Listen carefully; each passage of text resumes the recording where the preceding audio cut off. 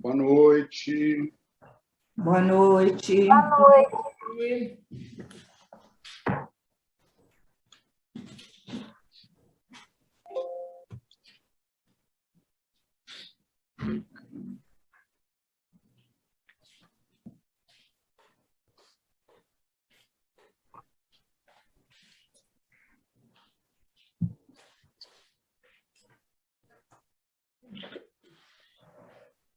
Cadê a Renata?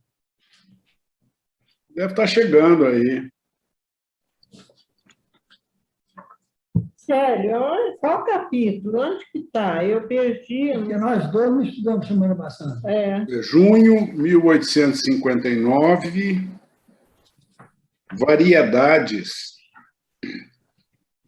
A Princesa de Rebnini.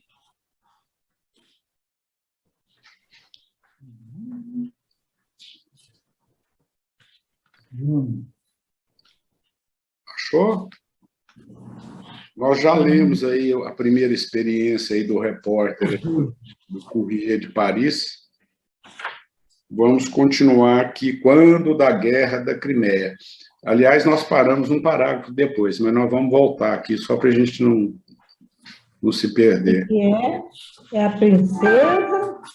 Hein? Qual o título? É Variedades. Júnior. Já. A Princesa de Rebnini. Eu não sei se no Edicel é esse título, Variedades. É a mesma coisa aí, Regina, Ivonete? É, né? é a mesma. Esse céu é na página 193. Não adianta nada. Boa noite, pessoal. Ivonete, Variedade. tudo bem? Tudo bem, e você? Tudo bem. Ivonete, você repete o número da página, por favor? 193. Nós vamos começar a ler, Ivonete, aí, ó, quando da Guerra da Crimeia. É a mesma página? Procurar quanto da Guerra da Crimeia.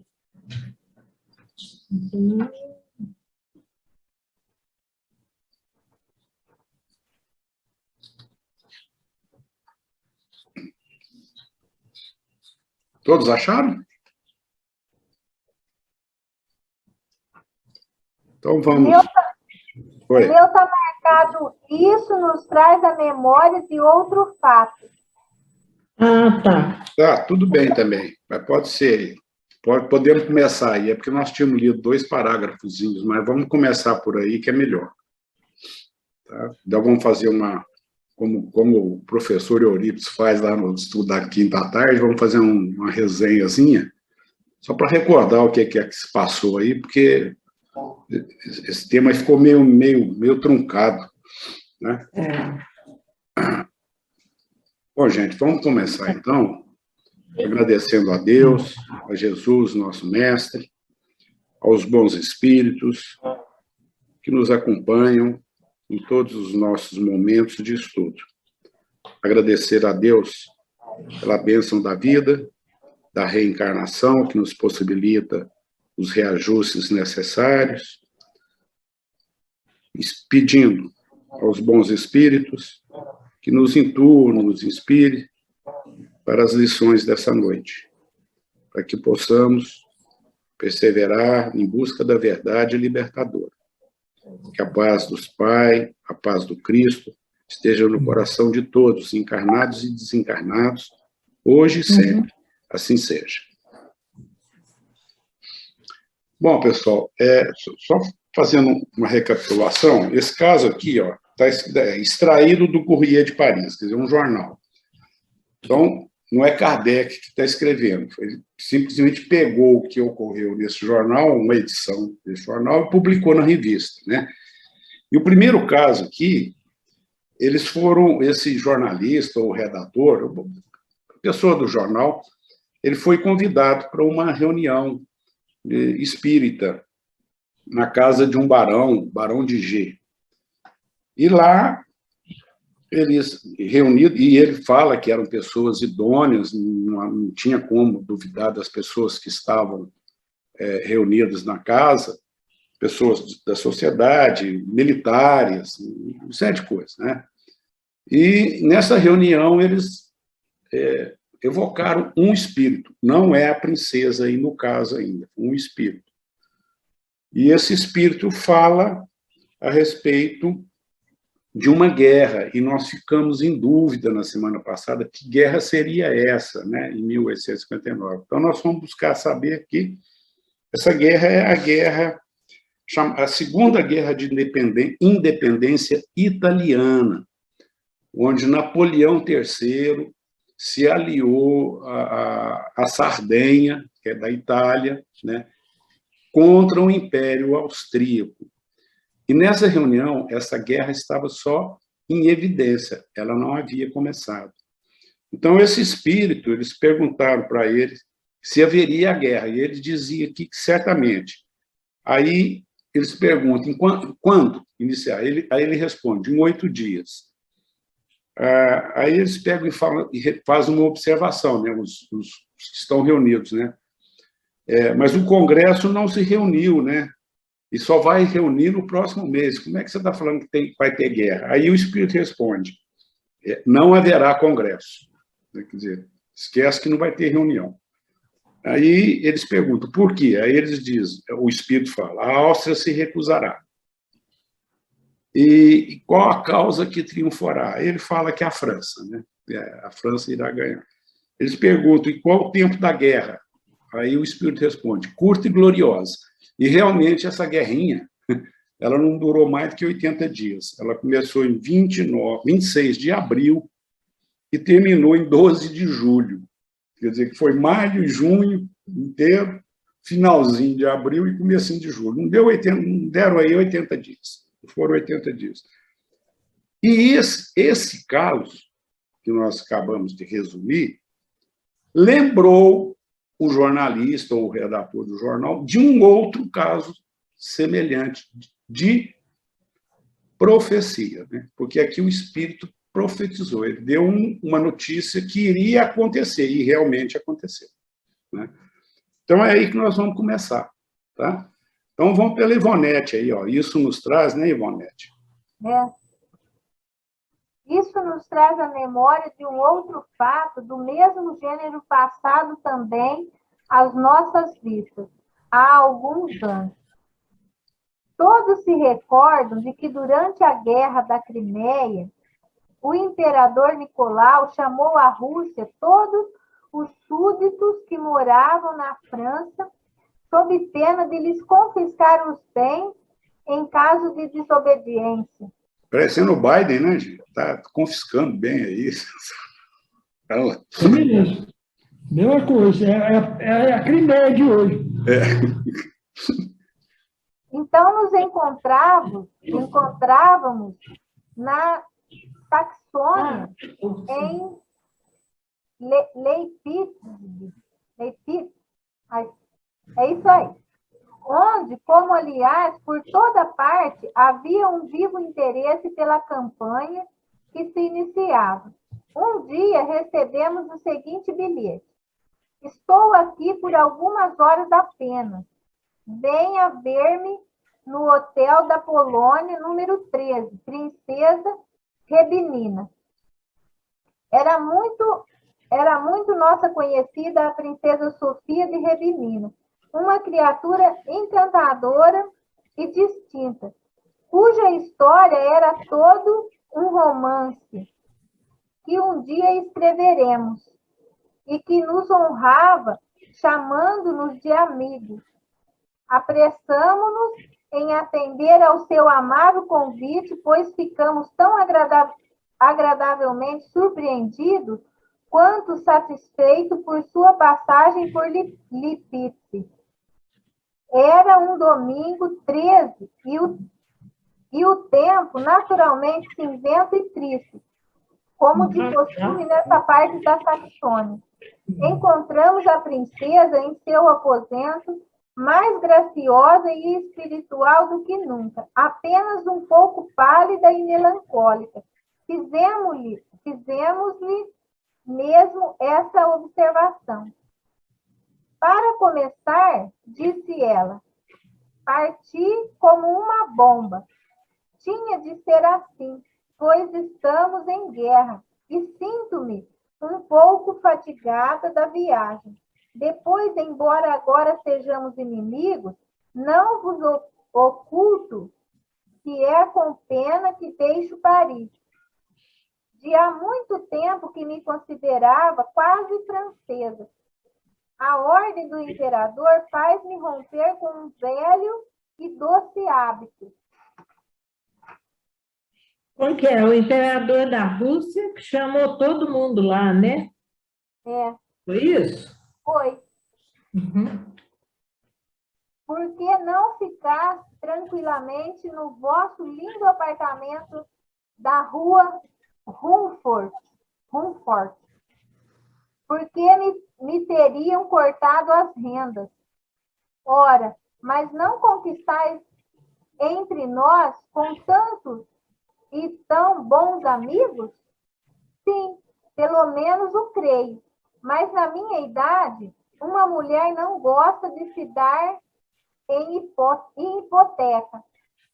Os juros, por vezes, são maiores do que o capital.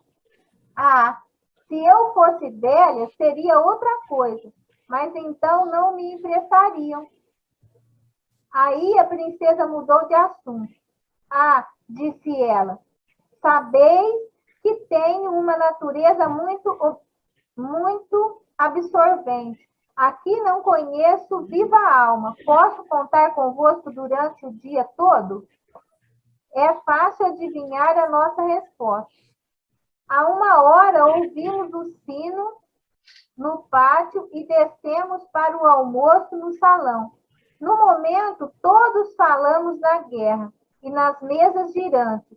No que concerne à guerra, a princesa estava certa de que a frota anglo-francesa seria destruída no Mar Negro e ela mesma ter-se-ia corajosamente encarregado de incendiá-la se o imperador Nicolau lhe houvesse confiado essa delicada e perigosa missão.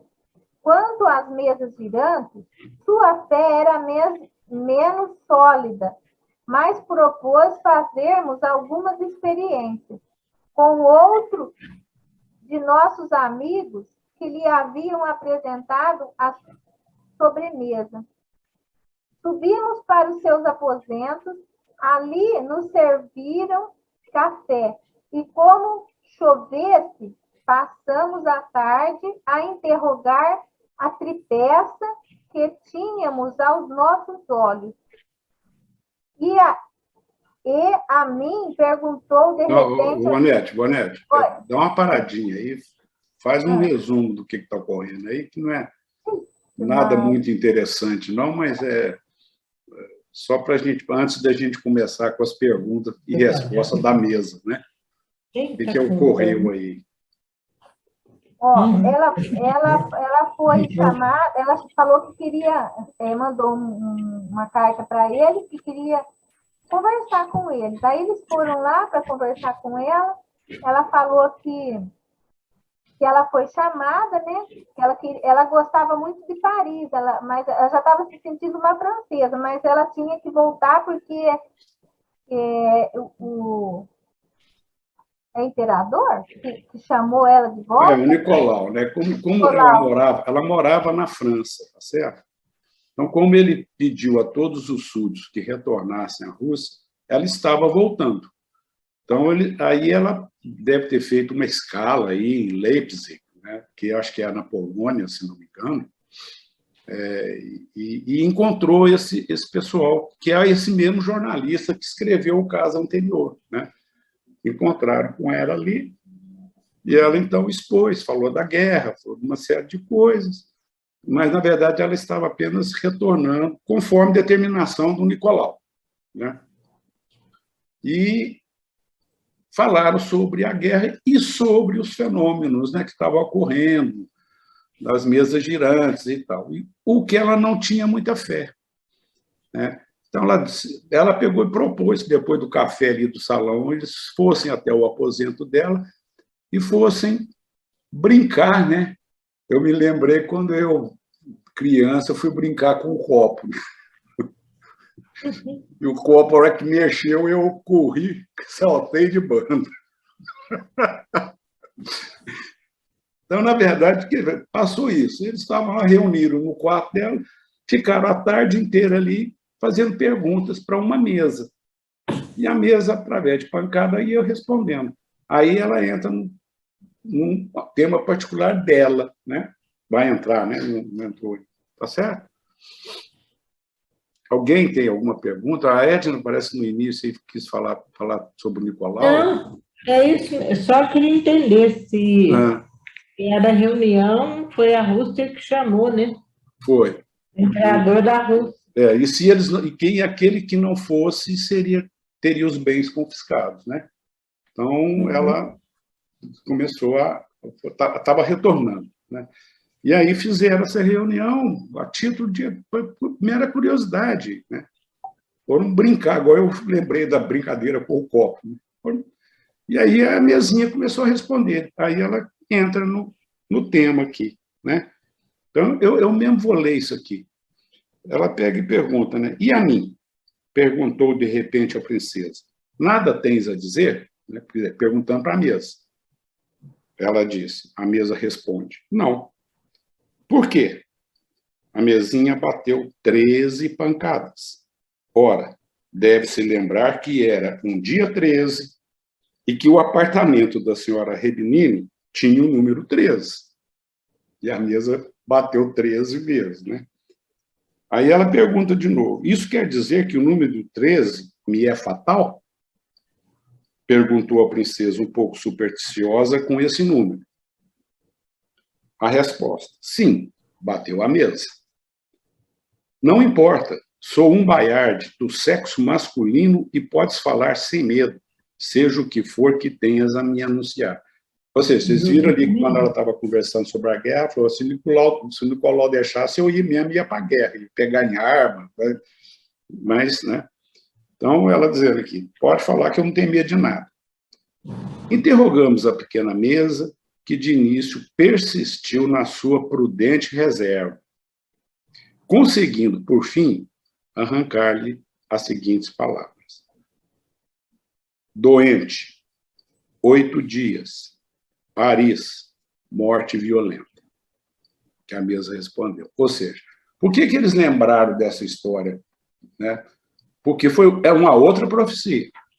Então, a outra, né, o Espírito está dando aqui, prevendo o futuro. Né? Doente, 8 dias, Paris, morte violenta. A princesa achava-se muito bem, acabara de deixar Paris e não esperava rever a França tão cedo. A profecia da mesa era, pois, no mínimo absurda quanto aos 3 primeiros pontos. Doente, que ela não estava, dentro de 8 dias ela iria para Paris, e ela não tinha previsão nenhuma de ir para Paris, né? Então, esses 3 primeiros aqui eram absurdos. Quanto ao último, ou seja, morte violenta, né, é inútil acrescentar que nele nem quisemos nos deter. Quer dizer, nem falar dessa previsão. Né? Morte violenta. A princesa devia partir às 8 horas da noite pelo trem de Dresden, a fim de chegar a Varsóvia 2 dias depois, pela manhã. Mas perdeu o trem. Ó, começou. Perdeu o trem. O que posso fazer? Disse ela. Vou deixar aqui minha bagagem e tomarei o trem das 4 horas da manhã. Quer dizer, deixou a bagagem lá na estação. E ia pegar o próximo trem. Então, retornareis ao hotel para dormir? Perguntara ela. Voltarei para lá, mas não me deitarei. Assistirei do alto do camarote dos estrangeiros ao baile desta noite. Quereis servir-me de cavalheiro? Quer dizer, tinha uma festa, um carnaval lá, né, no hotel. O Hotel da Polônia, cujos imensos e magníficos salões não comportavam menos de 2.000 pessoas, quase que diariamente dava um grande baile, tanto no verão como no inverno, organizado por alguma sociedade do lugar, reservando para assistência no alto uma galeria particular destinada aos viajantes que desejassem desfrutar do animado espetáculo e da excelente música. Na Alemanha, aliás, os estrangeiros jamais são esquecidos e em toda parte têm seus camarotes reservados, o que explica porque os alemães que vêm a Paris pela primeira vez solicitam sempre nos teatros e concertos o camarote dos estrangeiros. O baile daquele dia era muito brilhante, e, embora fosse a princesa mera espectadora, tomava-se de verdadeiro prazer. Assim havia esquecido completamente a mesinha e sua sinistra predição, quando um dos garçons do hotel lhe trouxe um telegrama que acabava de chegar, concebido nos seguintes termos: Senhora Rebenini, Hotel da Polônia, Leipzig. Eu acho que esse Leipzig aqui é Alemanha, eu tinha falado que era Polônia, mas eu acho que é Alemanha, né? Presença indispensável Paris. Graves interesses. Então, o telegrama estava pedindo para que ela voltasse a Paris, que tinha assuntos graves, né, a serem tratados. Seguindo-se a assinatura do procurador da princesa, ou seja, quem mandou o telegrama foi o procurador dela. Algumas horas mais tarde, ela retomava a rota de Colônia, em vez de tomar o trem para Dresden. 8 dias depois, soubemos que havia morrido. Então, o Dilson, eu tenho a impressão, a Renata está aí, pode ajudar, eu tenho a impressão que ele colocou selecionou esse texto, mas para dizer o seguinte: a previsão, a profecia, né? Quer dizer, só foram duas aqui, 2 casos distintos, né? Então, e aí assina aqui Paulin, sei lá, Niboé. É o redator ou o jornalista, né? O cara que pôs esse artigo no jornal e o Kardec publicou, né? Então, é para mostrar aqui, mais uma vez, né, a veracidade dos fenômenos, a comunicação dos espíritos. E é muito interessante a gente lembrar aqui que esse espírito, ao ser interrogado, ele estava com muita prudência. Ele não queria dizer essa previsão que ela iria falecer em 8 dias e ir em Paris, né? Então, mas eles insistiram. E aí, então, ele, né, falou. É isso, gente. Eu acredito que seja por esse motivo que o Dilson colocou, né? Mas para a gente ver que... Ou seja, avisando para o Sérgio, não brinca com copo, não, porque, de repente, você vai ouvir o que não quer. Não brinca com a coisa, não. Não brinca com os espíritos, não. Os espíritos estão na nossa vida mais do que nós queremos. Atrasado, espírito bom, espírito mau, espírito superior. São os muitos lá em cima que não estão. Mas quem está aqui embaixo, a presença deles é inconfundível.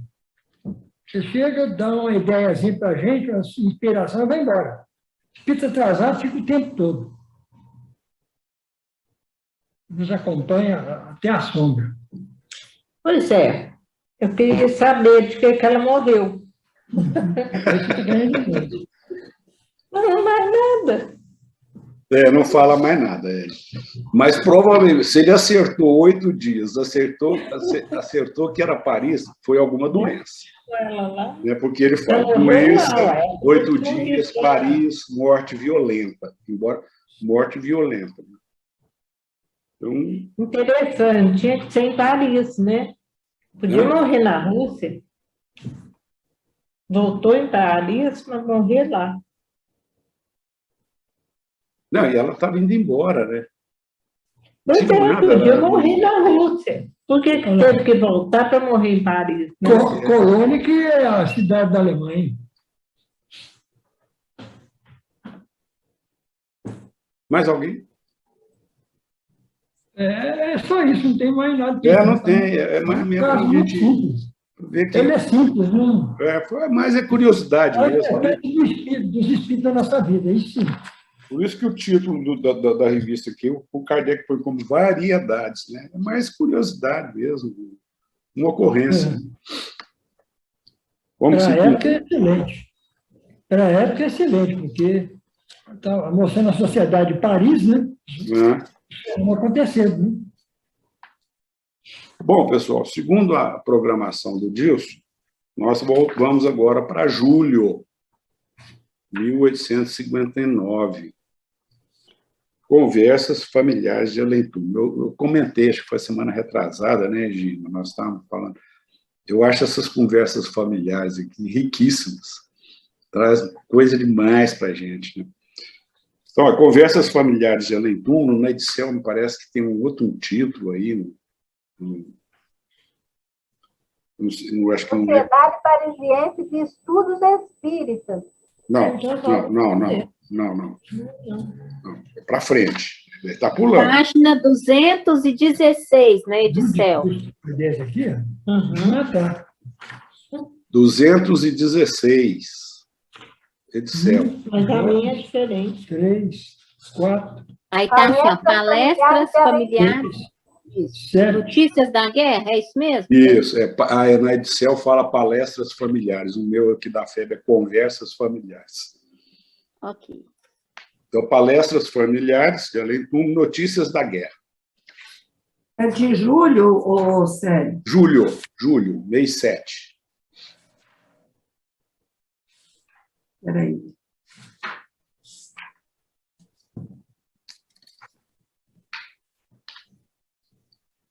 Sociedade Parisiense de Estudos Espíritas, mais à frente, né?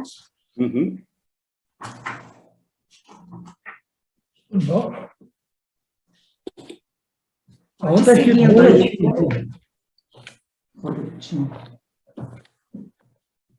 Palestra de familiares de Além Túmulo, já localizei. Então, leia, por favor, Regina. Palestras familiares de Além Túmulo, notícias da guerra. O governo permitiu que os jornais apolíticos dessem notícias da guerra. Como, porém, são abundantes os relatos sobre todas as formas, seria pelo menos inútil aqui os repetir. A maior novidade para os nossos leitores é uma história de outro mundo, embora não seja extraído da fonte oficial do Montier, nem por isso oferece menos interesse do ponto de vista dos nossos estudos. Assim, pensamos em interrogar algumas das gloriosas vítimas da vitória, presumindo que nos pudessem ministrar algumas indicações úteis. Tais motivos de observação, e principalmente de atualidade, não se apresentam a cada passo. Não conhecendo nenhum dos participantes da última batalha, rogamos aos espíritos que nos assistem que nos enviasse alguém. Chegamos a pensar até que a presença de um estranho seria preferível a de inimigos ou de parentes dominados pela emoção. Dado uma resposta afirmativa, obtivemos as seguintes palestras. Aí vem o Zuavo de Magneto. Tá. Até aí, Tá bom, tudo bem? aqui? Não, você vai continuar, mas só vamos... Você pode ler esse Zuavo aí de Magneto. Mas tá tudo tranquilo por enquanto, né? Resolveram evocar vítimas, né, da guerra, não é isso? Tá, isso. Tá. Lua. Continua aqui, Célio? Pode continuar. O Você Zuavo pode ir todas de as perguntas e respostas, tá, Regina? Por favor. Tá. O Zuavo de Magenta. Primeira palestra na Sociedade, a 10 de junho de 1859. Primeiro, rogamos a Deus Todo-Poderoso, permita ao espírito de um militar morto na Batalha de Magenta vir comunicar-se conosco. Vou virar aqui. Que quereis saber? 2. Onde vos encontráveis quando vos chamamos? Não saberei dizer. 3. Quem vos preveniu que desejávamos conversar convosco? alguém muito sagaz, mais sagaz do que eu. 4. Quando em vida duvidáveis que os mortos pudessem vir conversar com os vivos? Oh, isso não. 5. Que sensação experimentais por estardes aqui? Isso me causa prazer. Segundo me dizem, tendes que fazer grandes coisas. 6. A que corpo do exército pertencieis? Alguém diz na meia voz. Pela linguagem parece um zum-zum. Aqui tem uma notinha do zum-zum. Termo familiar significando suavo.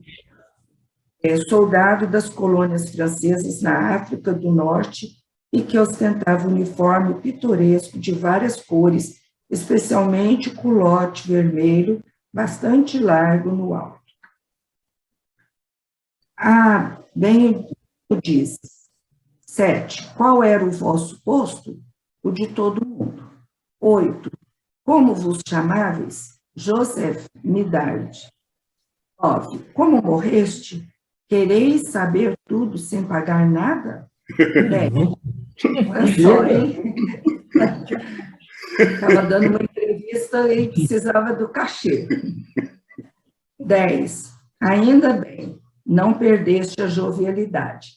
Dizei, nós pagaremos depois. Como morreste? De uma ameixa que recebi.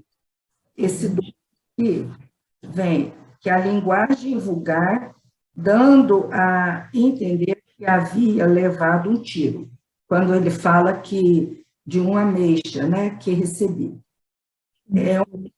Ficastes contrariado com a morte? Palavra que não, estou bem aqui. 12. No momento da morte, percebeste o que houve? Não, eu estava tão atordoado que não poderia acreditar. Nota. Ok. Isso, okay. Tá bom? Tá bom. Vamos comentar as perguntas e respostas, depois nós vamos para a observação. Interessante, né? Esse zuavo. Zuavo, sabia o que significa esse zuavo aí? Ou é o nome dele? De magenta. O zuavo de magenta. Deve ser um militar, né? Não sei. Deve ser o nome, né, dele. Estão pedindo, né, a Deus que enviasse um espírito militar morto na Batalha de Magenta. Então, veio, né, ele foi entrevistado, queria saber o que eles queriam com ele, aí eles perguntaram onde que ele se encontrava, ele disse que não sabe dizer aonde é que encontrava. Quem vos preveniu que desejavas conversar convosco? Alguém mais sagaz do que eu, mais esperto, né, do que ele. Então, pergunta, quando em vida duvidava que os mortos podiam vir e comunicar. Ele fala, isso não.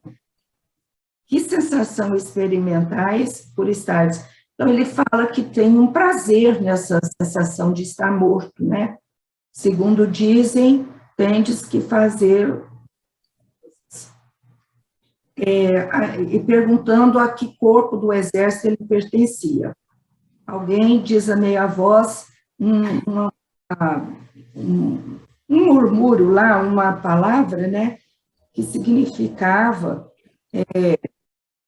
que era um soldado da colônia francesa na África.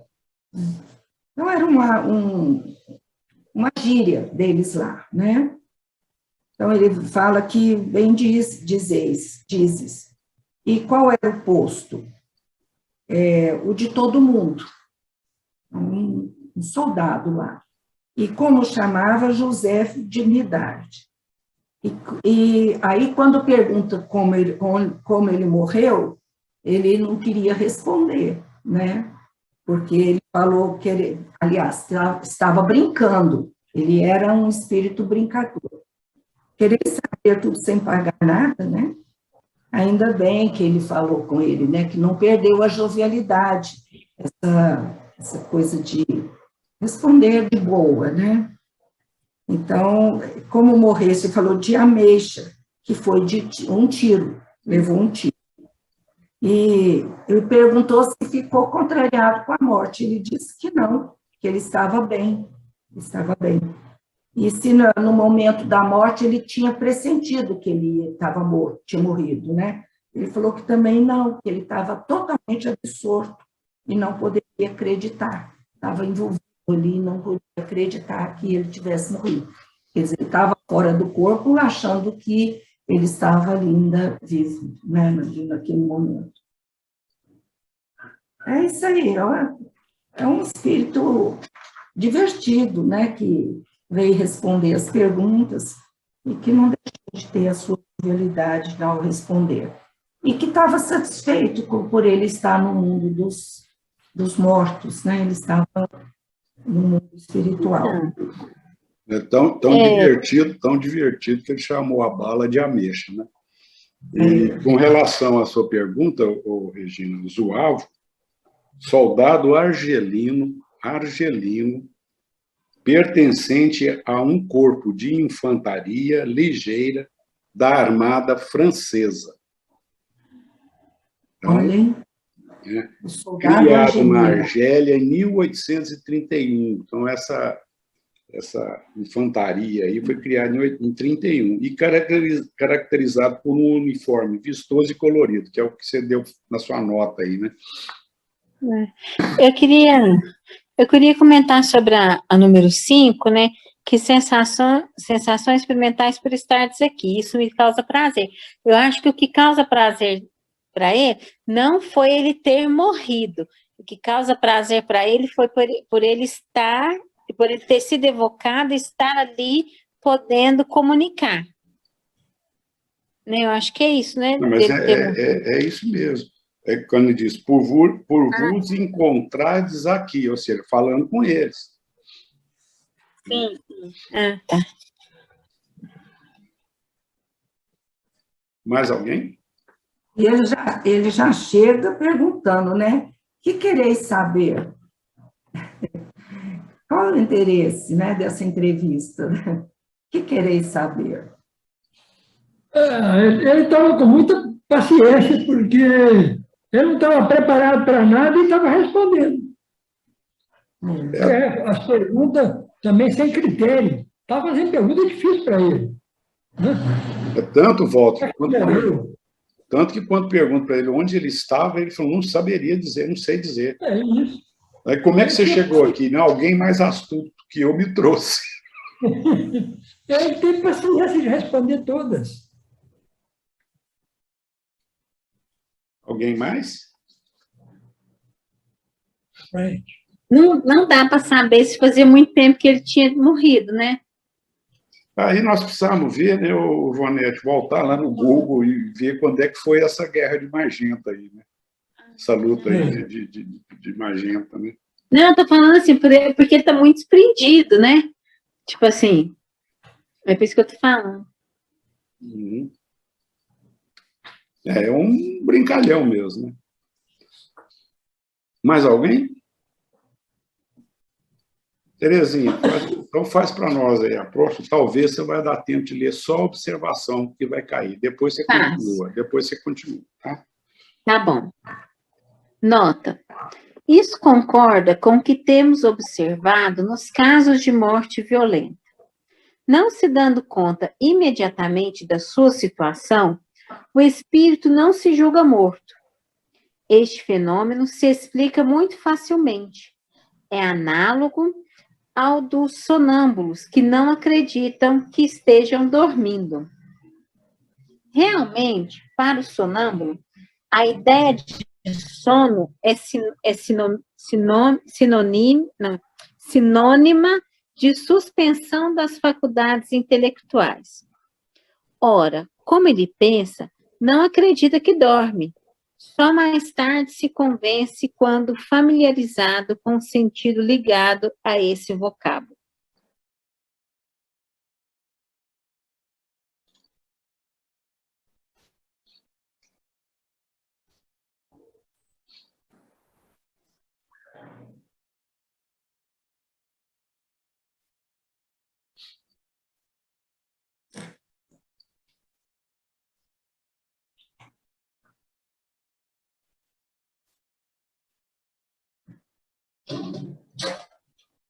Todo mundo já entrou? Estamos entrando ainda, Terezinha. Ah, tá.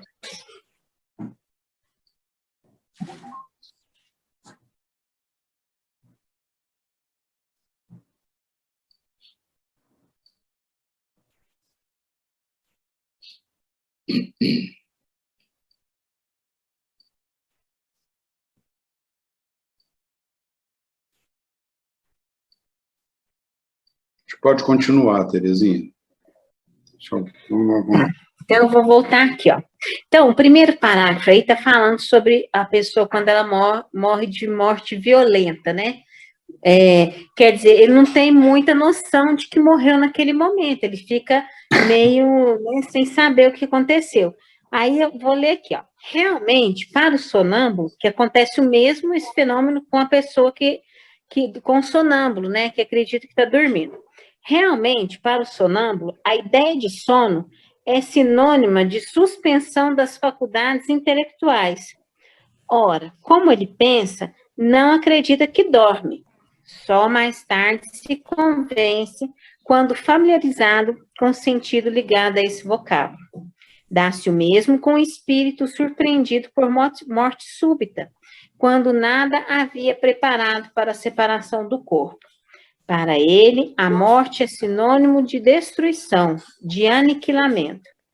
Ora, desde que vê, sem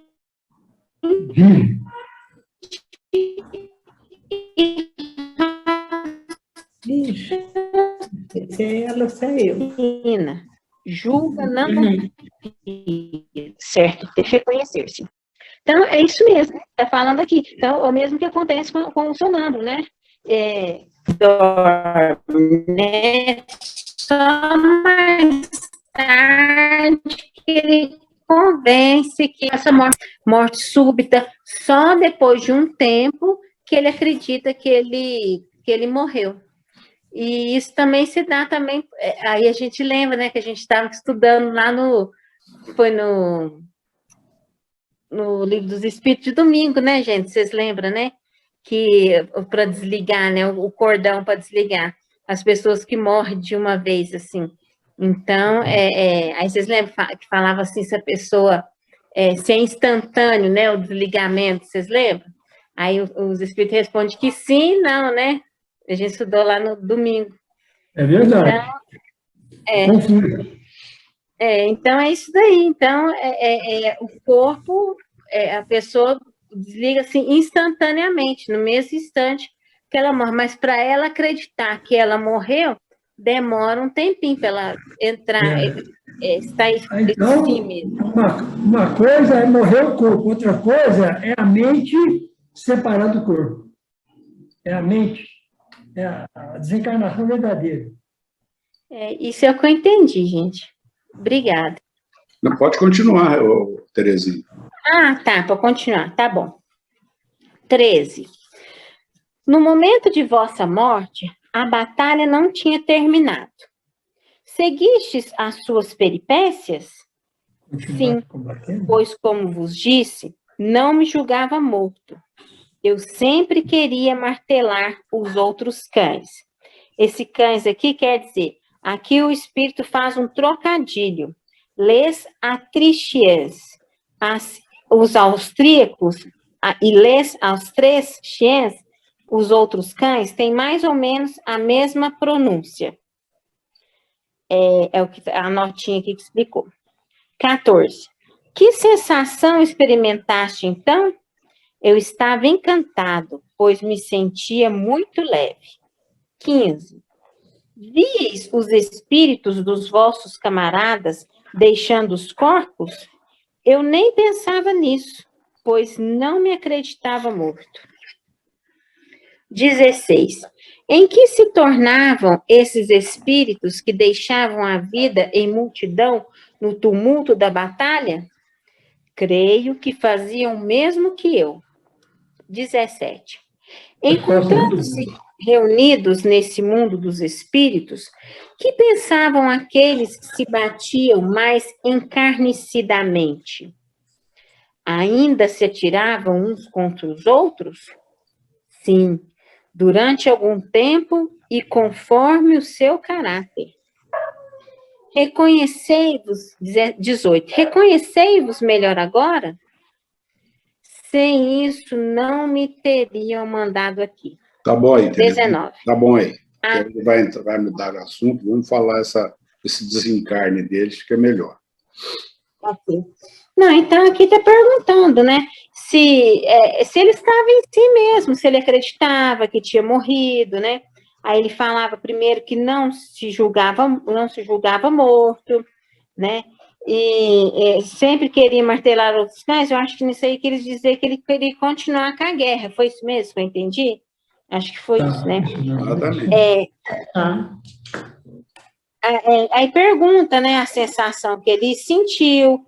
Ele falou assim que se sentiu muito bem, porque ele se sentia leve, se ele viu os outros espíritos. Aí ele falava assim que nem pensava nisso, porque por ele não estava morto, né? Aí ele perguntou, mas que os espíritos estavam deixando a vida como você, né? Aí ele fala assim que acredita que eles estavam pensando igual a ele, né? Aí pergunta depois aqui, 17, encontra-se reunidos nesse mundo dos espíritos que pensavam aqueles que se batiam mais encarnicidamente, ainda se tiravam...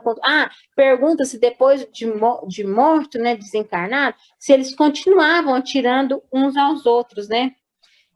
Aí ele falou assim que sim, durante algum tempo e conforme o seu caráter. Então, eu acredito que aqueles soldados que desencarnam com muito ódio no coração, que não acredita na vida após a morte, acha que vai continuar lutando, né? Não, nem sabia que tinha morrido, não. Estava lutando. Sim. Uma luta mesmo. Mas porque ele falou assim, conforme o seu caráter, né? Então, eu acho que esse caráter aí é o ódio no coração, de querer continuar lutando, né? É o ódio aos inimigos. Sim, Aí pergunta, né, se ele acha que agora ele está melhor, se ele reconhece que ele está melhor, né? Aí a resposta é que sim, né? Porque se ele não tivesse melhor, ele não estaria ali conversando com eles. Isso foi o que eu entendi, gente. Obrigada. Se tiver, pode completar aí, por favor. É isso mesmo, né? Sério? A gente vê a inteligência do espírito, né? A lucidez dele, respondendo frases pequenas, mas inteligente, né? Astuto. Não estava preparado para a morte, não acreditava na morte, não tinha religião, não tinha espiritualidade, mas encarnou a alma imortal, ele estava experimentando a rivalidade da guerra, ali no palco da guerra. Qualquer guerra, depois da morte, continua, a maioria guerreando. Ele foi muito honesto, né? Isso. Alguém mais? Walter, continua para nós, por favor. Que número? 19. Já leu 19? Não, vai ler a 19. Tá. 19. Poderei dizer-nos se entre os espíritos mortos há muito tempo se encontram alguns interessados no resultado da batalha? Olha, rogamos a São Luís que o ajudasse nas respostas, a fim de que, para bem de nossa instrução, elas fossem tão explícitas quanto possível. Até o São Luís vai entrar no final. Em grande quantidade. É bom saber que esses combates e suas consequências são preparadas com muita antecedência e que os nossos adversários não se manchariam nos crimes, como se mancharam, se a isso não tivessem sido empurrados, em vista das consequências futuras, que não tardareis a conhecer. Aqui já é São Luís, né? Então, agora está no meu aqui está 2. É 2 ou 20? 20. É 20. Deveria haver quem se interessasse no sucesso dos austríacos? Haveria, então, 2 campos entre eles? Bem entendido. Dos 2 lados. Observação. Não parece que estamos vendo aqui os deuses de Homero tomando partido, uns pelos gregos, outros pelos troianos? Na verdade, quem eram esses deuses do paganismo? Senão os espíritos que os antigos haviam transformado em divindade? Não temos razão para dizer que o espiritismo é a luz que esclarecerá mais de um mistério a chave de inúmeros problemas? Aqui é Kardec ou São Luís? Eu não sei. Aqui é Kardec. Tá. Eu acho que é Kardec. Eu estou achando também. 21. Ele exerceu alguma influência sobre os combatentes? Muito considerável. Quer dizer, ajudava quem estava vivo ainda na guerra. 22. Ali lutando. Pode descrevermos a maneira por que tal influência era exercida? Nossa, é que entra em detalhes. Da mesma maneira porque todas as influências dos espíritos se exercem sobre os homens. 23. Que esperais agora fazer?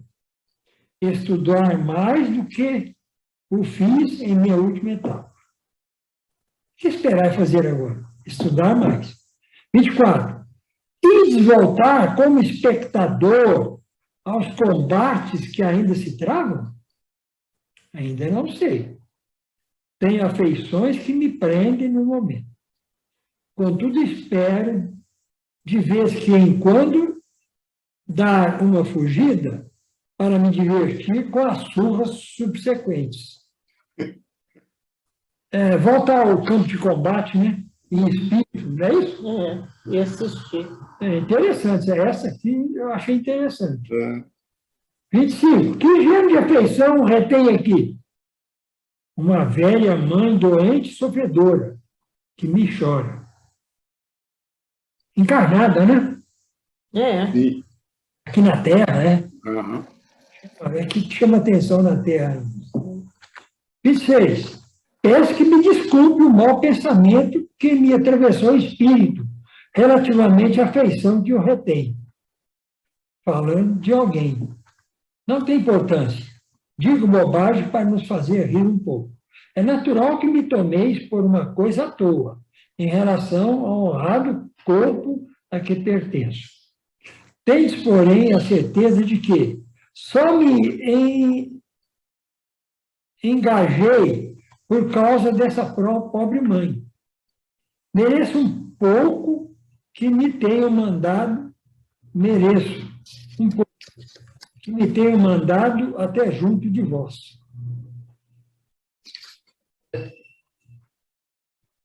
O que liga ele na Terra ainda é o amor de mãe.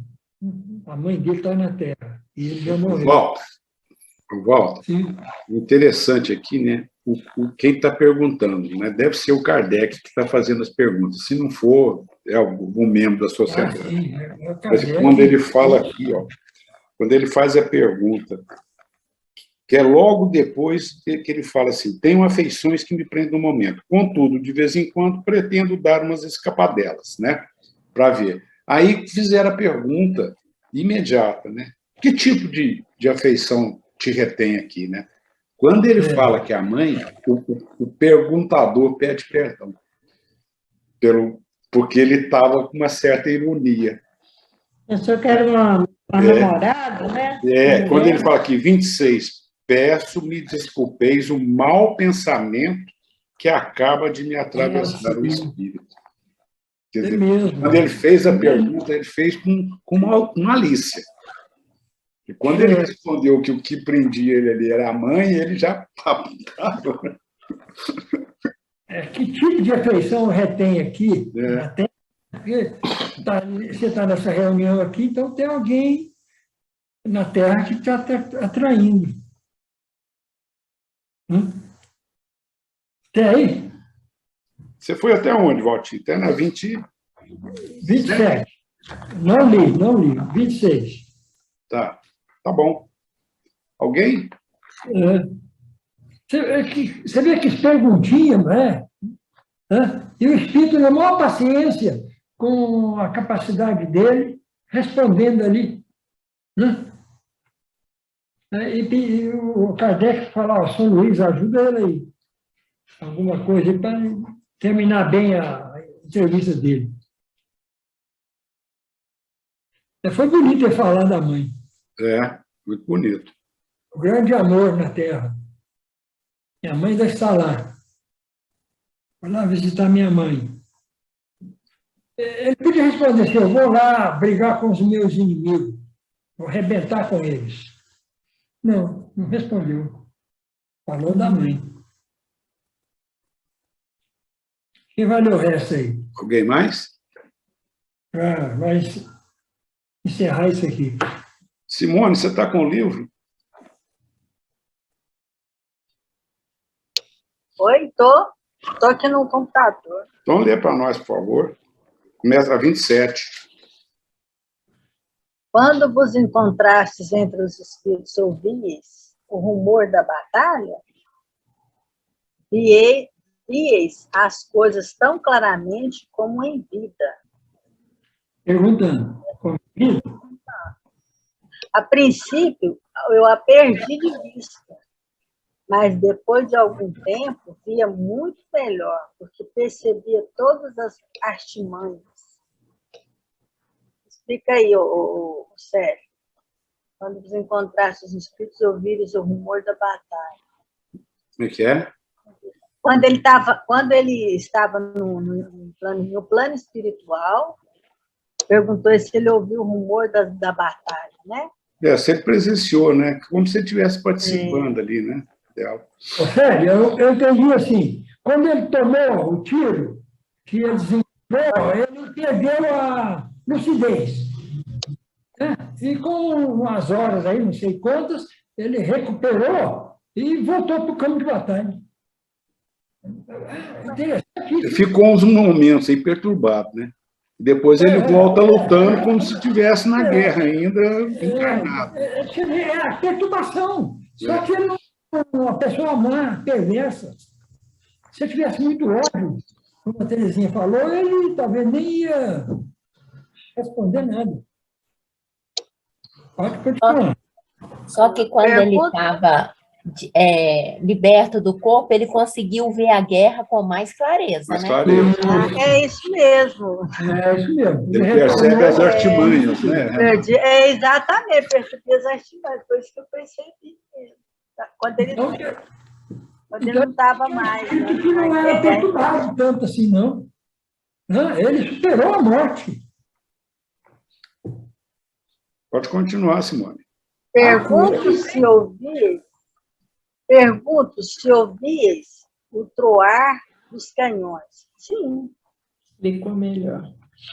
Ouvíeis o troar, sim. No momento da ação, pensáveis na morte e naquilo em que nos tornaríeis caso fosseis mortos. Eu pensava no que seria da minha mãe. Olha, ele gostava da mãe. Pensando da minha mãe. O que seria dela? Ia ficar estava pensando bem, com amor. Isso. Era a primeira vez que entravas no fogo de uma batalha? Não. E a África? Quem que fala? E a África? Já tinha lutado na África. É uma pergunta? Está respondendo. Vistes a entrada dos franceses em Milão? Não. Aqui sois o único dos que morreram na Itália? Aqui sois o único dos que morreram na Itália? Sim. Pensais que a guerra durará muito? Não. Não é fácil e, ademais de pouco valor, essa predição. Explica aí para mim, gente. Não é fácil.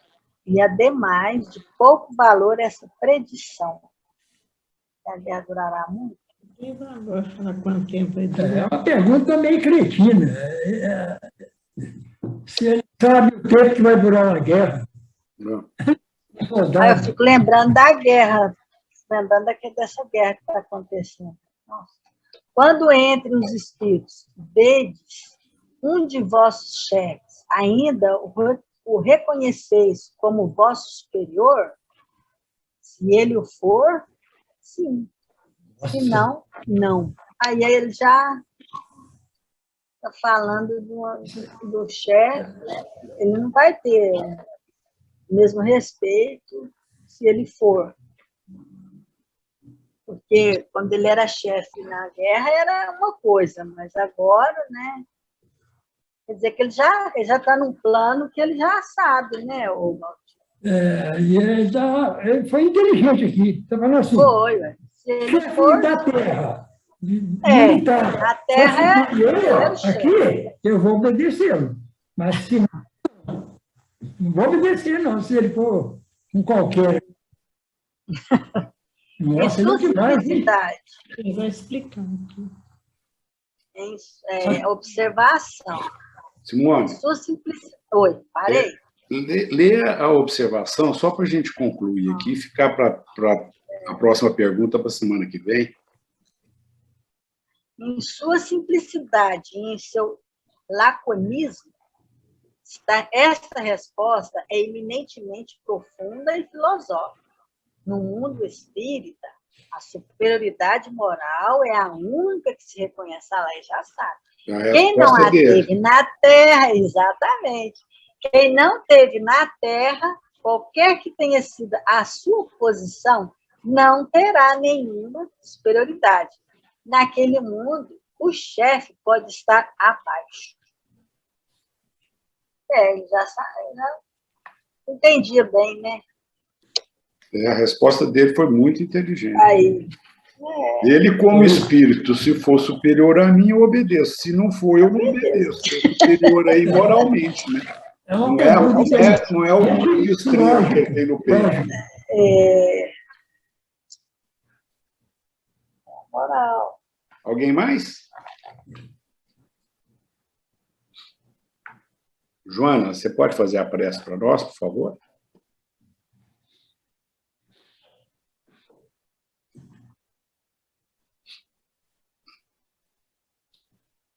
Joana? Não está. Edna, você faz, por favor?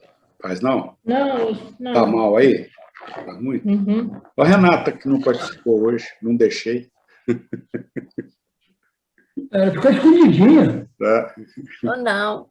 Vamos elevar nosso pensamento a Jesus, agradecer a oportunidade aqui recebidos, que esses ensinamentos não fiquem somente gravados em nossos cérebros, mas principalmente em nosso coração, para que possamos colocá-los em prática no nosso dia a dia. Pedimos a proteção aos nossos familiares, aos nossos entes queridos, a todas as nossas amigas que não puderam comparecer, e que a paz de Jesus possa continuar conosco hoje e sempre. Que assim seja, Senhor. Que assim seja. Boa noite, pessoal. Até daqui a pouco no Boa noite. Boa noite, pessoal. Terezinha, Boa noite. Boa noite. Essa frase do meu livro para a Edna. A frase do meu livro que eu postou domingo. Vou mandar.